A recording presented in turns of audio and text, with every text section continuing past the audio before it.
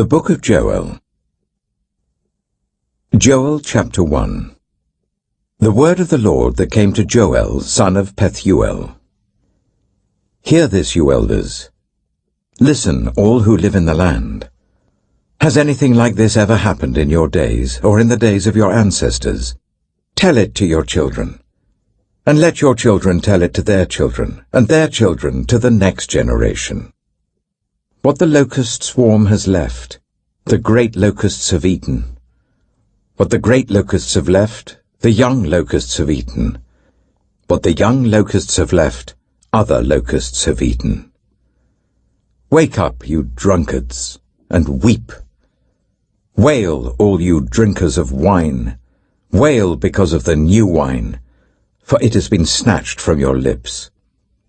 A nation has invaded my land, a mighty army without number. It has the teeth of a lion, the fangs of a lioness. It has laid waste my vines and ruined my fig trees. It has stripped off their bark and thrown it away, leaving their branches white. Mourn like a virgin in sackcloth, grieving for the betrothed of her youth. Grain offerings and drink offerings are cut off from the house of the Lord. The priests are in mourning, those who minister before the Lord. The fields are ruined, the ground is dried up, the grain is destroyed, the new wine is dried up, the olive oil fails. Despair, you farmers, wail, you vine growers, grieve for the wheat and the barley, because the harvest of the field is destroyed. The vine is dried up and the fig tree is withered, the pomegranate, the palm and the apple tree, all the trees of the field are dried up. Surely the people's joy is withered away. Put on sackcloth, you priests, and mourn. Wail, you who minister before the altar. Come, spend the night in sackcloth, you who minister before my God. For the grain offerings and drink offerings are withheld from the house of your God. Declare a holy fast. Call a sacred assembly. Summon the elders and all who live in the land to the house of the Lord your God, and cry out to the Lord. Alas for that day! For the day of the Lord is near, and it will come like destruction from the Almighty. Has not the food been cut off before our very eyes, joy and gladness from the house of our God? The seeds are shriveled beneath the clods, the storehouses are in ruins, the granaries have been broken down, for the grain has dried up. How the cattle moan! The herds mill about because they have no pasture. Even the flocks of sheep are suffering. To you, Lord, I call. For fire has devoured the pastures in the wilderness, and flames have burned up all the trees of the field. Even the wild animals pant for you. The streams of water have dried up, and fire has devoured the pastures in the wilderness. Joel chapter 2. Blow the trumpet in Zion. Sound the alarm on my holy hill. Let all who live in the land tremble, for the day of the Lord is coming. It is close at hand, a day of darkness and gloom, a day of clouds and blackness. Like dawn spreading across the mountains, a large and mighty army comes, such as never was in ancient times, nor ever will be in ages to come. Before them, fire devours. Behind them, a flame blazes. Before them, the land is like the Garden of Eden. Behind them, a desert waste. Nothing escapes them. They have the appearance of horses. They gallop along like cavalry. With a noise like that of chariots, they leap over the mountain tops, like a crackling fire consuming stubble, like a mighty army drawn up for battle. At the sight of them, nations are in anguish. Every face turns pale. They charge like warriors. They scale walls like soldiers. They all march in line, not swerving from their course. They do not jostle each other. Each marches straight ahead. They plunge through defenses without breaking ranks. They rush upon the city. They run along the wall. They climb into the houses. Like thieves they enter through the windows. Before them the earth shakes, the heavens tremble, the sun and moon are darkened, and the stars no longer shine. The Lord thunders at the head of his army. His forces are beyond number, and mighty is the army that obeys his command. The day of the Lord is great, it is dreadful. Who can endure it? Even now, declares the Lord, return to me with all your heart, with fasting and weeping and mourning. Rend your heart, and not your garments. Return to the Lord your God, for he is gracious and compassionate, slow to anger and abounding in love, and he relents from sending calamity. Who knows? He may turn and relent and leave behind a blessing, grain offerings and drink offerings for the Lord your God. Blow the trumpet in Zion, declare a holy fast, call a sacred assembly. Gather the people, consecrate the assembly, bring together the elders, gather the children, those nursing at the breast. Let the bridegroom leave his room and the bride her chamber. Let the priests who minister before the Lord weep between the portico and the altar. Let them say, Spare your people, Lord.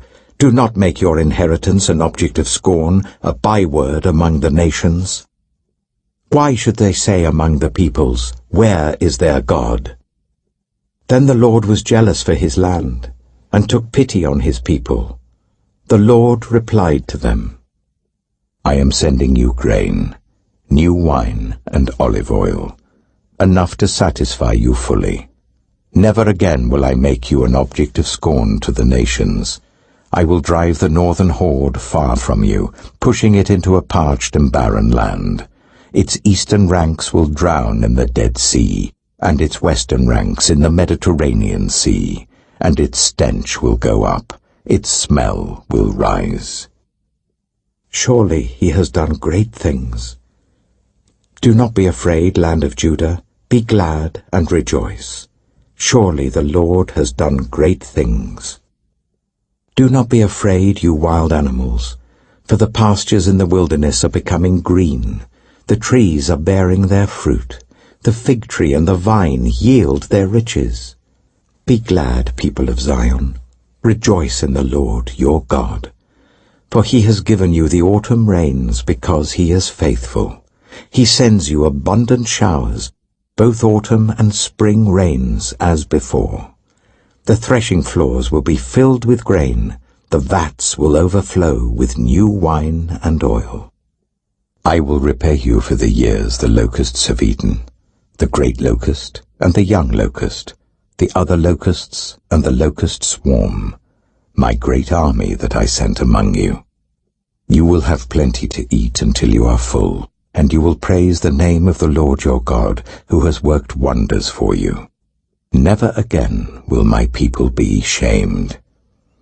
Then you will know that I am in Israel, that I am the Lord your God, and that there is no other. Never again will my people be shamed.